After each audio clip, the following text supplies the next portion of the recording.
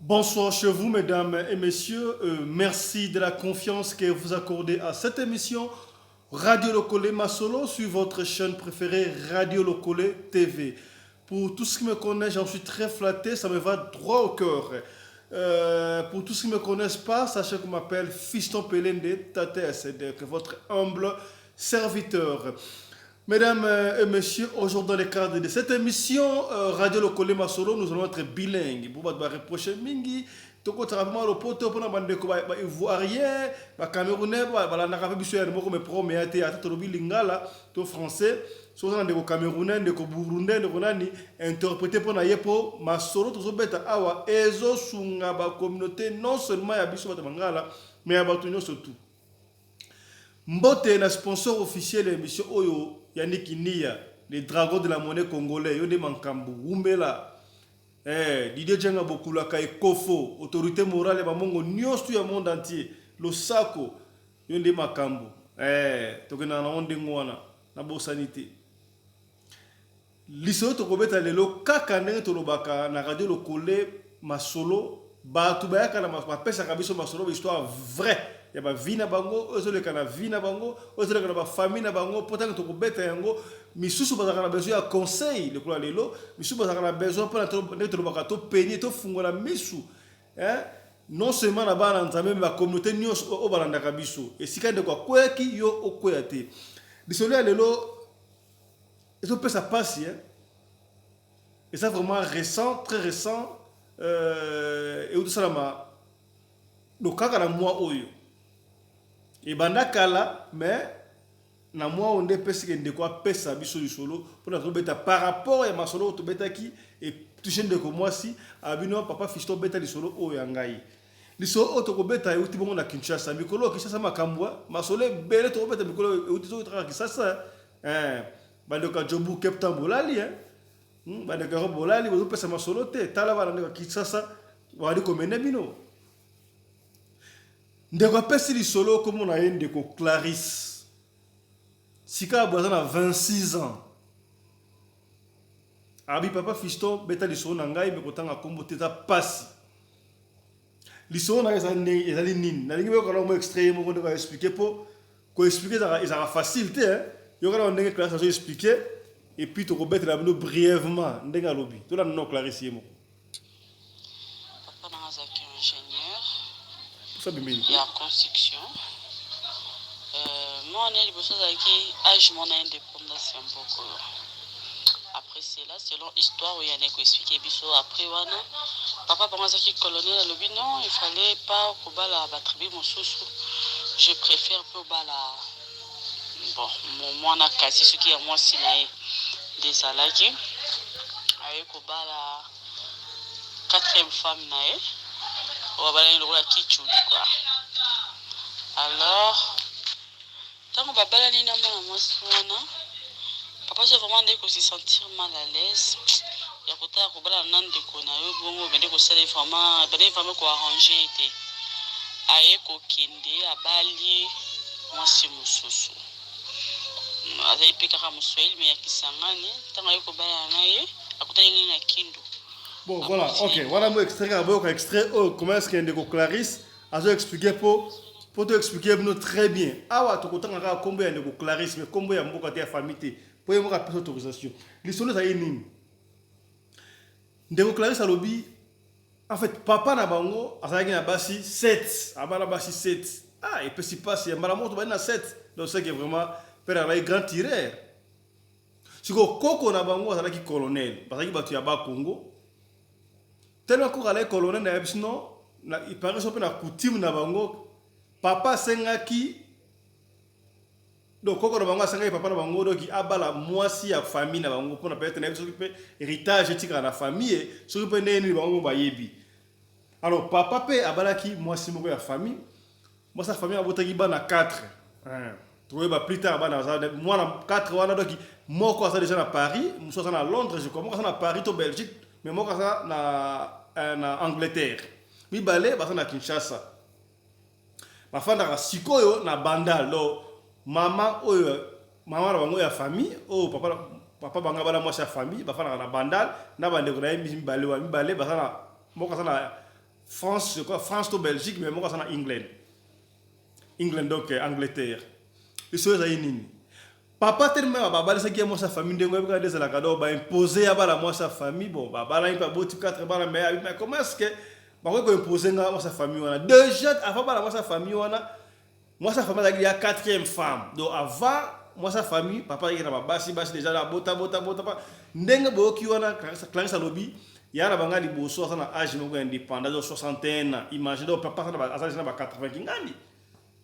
Donc papa ça me dit mon colo maliko bala ko bota à l'époque ça va y a pas de souci mais oh étant donné surtout sur solo il y a 3 mamans à partir de maman bango oh ça moi si ya famille tant mon papa mon que moi si ça moi sa famille donc il a ba sa famille pe si moi soni moi bien te soki patanga ilo banzambe habiter ngafana lo kapes ko moi si homme sous ya ngai moko papa azalaki ingénieur en construction donc il va chantier mingi à construction donc hier azalaki basé mingi azalaki na Kinshasa mais adazo ba marché mingi na este mingi na Goma tango ake Goma kuna akutana na mama mususu mama ngo azalaki ya muto Kisangani mais na Goma papa palingiye bavandi pe ba boti mwana moko ya na bango mususu ça plus de 30 ans déjà je crois mais maman na bango na papa wana kutuna nu Clarisse abotamite maman na bango siko papa bali ya Kisangani wana azaki pe mobulu trop walingaki ba azaki kimia te papa ekotika ye mais ndeko na ye bakena maman na bango na Kisangani siko papa yeko mona ke non na zui mikolo mingi mikolo bazami tout passe na luka mwana moko ya mukie oyo tokovana ye na kola kisa makambo ya vinenge zala anga moko qu'est-ce qui se fait maman si papa siko yeko kutana na maman ba Clarisse oyo apesi biso lisolo. Maman ba Clarisse azalaki bongo na 16 ans à l'époque. Asa Goma Tracien. Moi na Goma. Tant que pas lingi apesi mariage, a foutu le mariage, non normal. Papa kinote jusqu'au maman ya ba Clarisse aye na Kinshasa. Entre temps moi na ya famille fana na Kinshasa na Bandal. Ba ba so ba penda ku côté mususu bandu ko fanda. Papa fali mo inane Clarisse aye ko botama. Donc là c'est robotama papa zongi ba activité na Yesusu azongi Goma kusala wa misala papa tellement ya lingi ba chéri trop tant azongi Goma il s'est fait qu'un jour akeko luka akeko ta la belle famille na quoi ba koko ba Clarisse ba parents ya moi na ye auto ba 16 ans tant asi na veni wana kaka amoni susu pire donc pire mais na veni amoni il y a maman Clarisse qui a 16 ans n'est-ce pas à mon siko yaya mususu par rapport à Clarisse quand la venu na bango wana a sepel na ye lisusu quand la venu wana papa za ki bibala bala ko sakalate a lingi susu abali so kabino ndenge déjà na bali de momina a venu moko moi c'est na ngado maman Clarisse na Kinshasa oh yo faut s'installer ka awa na Goma asombele ndako mais papa pala est trop sage abino ça va na sombeli moi so ndako na Goma asombi denda ndako mso asombi abino o pona mona na ngai Clarisse mais asombi Clarisse ndako na Goma siko banani ba fa ndako Goma wana eza siko ba koko ya ba Clarisse do ba ke fa na ndako o papa na bango asombaki tangu siko yo mama ya ba Clarisse ayoki wana comme des gens ba 18 ans je crois aboti ba 18 ans ba 19 ans ba 20 ans moko boye ke mobali na ye alingi mobali mususu na Goma kuna moi sangona pardon mobali na lingi mwasi mususu na Goma moi sangona nikaka ya na bango ya venir na bango ya venir et bien et pesi passe mais comment c'est kana kanza on dirait akolinga mwasi ya suka ngai abaka na besa mwana mwasi mwana mukembe comment après nga alingi so mwasa mukolo susu do yo ki bombanda ba so bombanda o siliki ezala ndengo wana abino soki boye na lingi na nga su libala oyo te wana mama ya ba Clarisse sa fi oyo sikoza na 26 ans apesi lisolo abina lingi na su libala ote aji moi na Clarisse akena ye akesa ba vi na ye côté pa kenda ki mama wana do abomi libala ko kenda ke abali pe mbali mususu asupe Clarisse ba kei côté ba kenda ki pe aboti susu so deux ban donc comme Clarisse mama bango abali papa mususu na botsu deux ban ba comme trois koto bon papa pe kuna na Goma amunera maman ça va net moi ça kimi na yebo pro mais aya kana pe Kinshasa so aya pe Kinshasa moko boye abenga rappel Clarisse ba kutu na rappel Clarisse ba sololi azupe Clarisse akena esiko pa maman na bango o ya famille moi c'est papa na bango ya famille o fana na bandal non mon frère awa eza famille na yo mais ça na bande ko na yo bo so la effectivement Clarisse alobi ngapela bana ko kende pe kuna na ça fait un mois na maman va bien maman kulutu maman la famille bien bakoko bakuto pe matadi ba yepe na bakoko ba non bakoko ba uta ki zanvoete ba yepe na Kinshasa bakoko ba kozwa ngai donc en fait pareil bakoko na côté mobile quoi ba kozwa ngai bakena ngape na kinzanvoete la tangi moi neti abaki premier secondaire de secondaire atanga yo na ba Congo et pe kozonga très bien là. Siko maman na bango oya Kisangani mususu bokomi bona na isolo bien bona na bana limere pour comprendre les beto otanga kombo ya Clarisse ba kombo musu otanga te maman Kisangani siko akufi tellement Kisangani akufi siko na eu plus le choix moi na ya na bango abote o na 35 ans siko plus de 30 ans je crois ba yene sur na Kinshasa tout le monde siko fande la gite siko maman ya ba Clarisse au moins na 16 ans à l'époque mais ça colle évidemment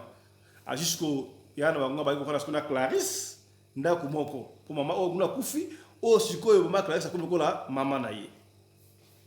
bandi ko fana na bango peut très bien papa pe ba vie na ye papa ya moi ko na ba Dubaï et moi que Chine a son bloc à construction donc c'est papa na musala ye c'était très bien sikoyo ça fait que tout le monde papa confesse les gars trop ba musala ye baba à chaque fois la confiance n'exclut pas le contrôle papa peut vraiment basi baleke belé ba chéri baleke belé donc ya mbrema le kitro aso ba shooter à contrôle nani maman so ko côté la biso yo moko na télévision benga papa so papa là la musa essaye akitana sawa à la télévision aya ko la radio lokole ma solo pour to ko lobali solo ba papa lelo so ki papa lembe ko musa lobi tindra link partager votre maman zo téléphone tindra papa link atana musala atana pause azolia azota la radio lokole pour lelo to kolobela papa ekenda randengo wana tijo lo shombo welcome back n'avez que c'est journée ça c'est les gars qui toko mingi merci on a hérité du trône chibwabwa binone mankambo umela na bosanité salon Hilary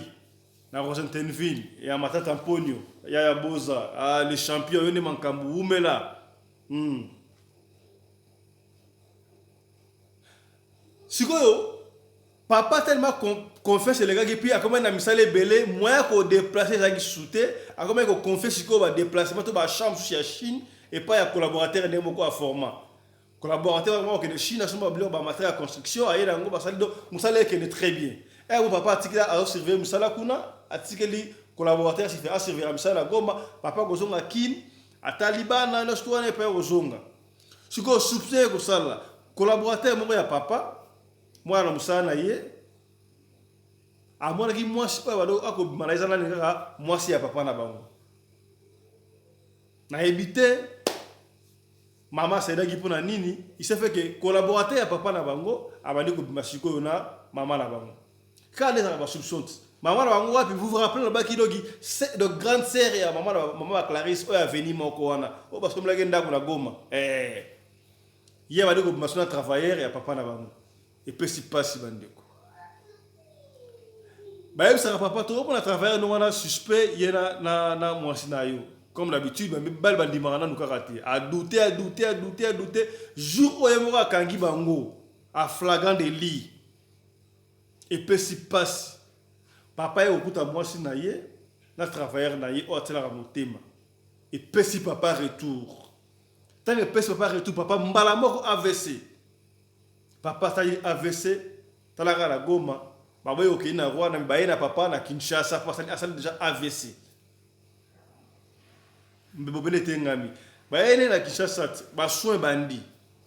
papa umeli na AVC na umeli pena umeli makasi wana nde ba pesi du solo pa Clarisse siko erwe na sala papa ko moi calme mais mbeboze ya otenga mais azoyeba ba msupe na bien pena mais moi azoyeba et moi non ça a commis bien à réciter a commis bien à réciter ce que dernièrement quand la mois oyo tout ça donc mois passé donc on va pas réciter Papa, il a senti que on dirait à vous ajouter. Bino mo yepena maladi oso ye boido so peut écouter opéra na makamu susu qui ils ont limbisati. Papa sage qu'il était à mon qui on dirait à ajouter. Pendant ce temps, elle mo pe Clarisse nande ko na ye ba parce que maman na bango déjà ni ba de kufa italien pété. On dirait qu'il pate. Mais Clarisse alors ba que le mo ka bino yena papa affectionné pe na makasi ba bazala zala pe na mingi na papa na bango. Mais ton papa ko to hôpital na benga maman et moi hôpital général bana okende hôtel papa ba kiné ka ndeza la kawana mais siko jour mon papa ba ye na ndeko na ye maman na bango ya mukolo maman ya famille basala ki pe wana na ba ndeko ya maman na bango ya famille ka ndeza na kinde bobi ka ndeza na kisasati so mta bele o papa kuluta ye maman leki kide et comme le lien de rencontre ba tunyo surtout. Ce qui est coïncidé que maman zalaki maman kutu no bango yemo Clarisse na ndeko na ye oyo maman na wanga kufa na Kisangani vous comprendre Roger Kizunga Weston Mwilo vous comprendre comment c'est que bien nos copotés na bonne sanité conseiller principal le pesusu ya radio le Kolé Masolo na ba ndeko ya Choklov mapendo bino mankambo ou mela bino tumbote na bonne sanité papa Tembo 5 étoiles tala leloyu Polydor Matumo na Sisabidimbu Congo central mbote na bonne sanité. Maman a répété ce qui papa ça ya la musae ce qui vous la télévision dans la chambre ça va tu as volé mayoka atazo ça sembla la ayoka de masoto sur la pona papa awa. Comment ça fait que papa dans 7 basi atayo mo 7 et ça à l'époque il y a pas côté mais si Mikolo mais papa 7 basi et puis si passe t'as la conséquence. Papa Tembo ça la rendre moi. Siko papa siko a monné que non à mon avis bon histoire l'élaborer avec ses enfants oh il fit venir sa mot approcher a bengi ba na expliquer ba non bon ndenga sali awa bayala no subazali mais basi ba koli bino o bozali awa lupangu oyo mama kuta na fandaka do mama ya famille ko mama oyo mwasi ya famille ezana oya bandal wana ezaya bayana bino o fandaka o botama ba na 4 wana malgré mo ka na France ou na Belgique mais mo ka na Angleterre yemo pas a éviter azo préciser bela quand na lo ba wana mo ka na France ou na Belgique a éviter na confirmation mais mo ka éviter na Angleterre le pango a bandal ezaya bango ndoka papa soma le pango mususu déjà na côté ya Nsele côté Mikonga côté leka aéroport kuna ablu pango wana wana mama kulutu mama ya famille azoyoka wana uzala ya Clarisse nande konaye mususu wana za plus de 30 ans oh maman bango kufala Kisangani mais papa yebi que déjà somela ya Clarisse le pango na Goma mais wala lobi yangote on a compris que non ezaki le pango presque ya ndeko ya Clarisse mususu wana o maman wakufa eleki na pendengo wana grâce à ibanda jour papa lo bandengo wana et comme il a soka des era visite soto yekaka nande ko ngata la papa bandeko ya mama o moi sa famille balingi toko ta soutenir sika to bona papa bandeko na bandi ko menacer biso non ceux qui papa na kufi lupango wana kuna za côté aéroport ezaya bana ezaya biso ko ezaya ya ndeko na biso pondo ko na biso za moi sa famille oyo koko na bina baila ki a souffrir na papa na bino afasa ko mbongo donc ba menace ka ndemo wana bon ba occupé ta biso to songi ndaku to yebisi mama pas occupé na ito ndire ba mboya etal na ngoyete ça faut se maîtriser ndenge penta masala makamla ye papa ayeko kufu toka papa kufi boye kama matanga de salama matanga pe sili na stua na mesko mama na bango kulutu mama ozayi mwasi ya famille alingi su concentrer bango des bango clair le pango oya bandale za ngai mobali na ngasombela kingango le pango oyo za kota aéroport wa za ya bana ngai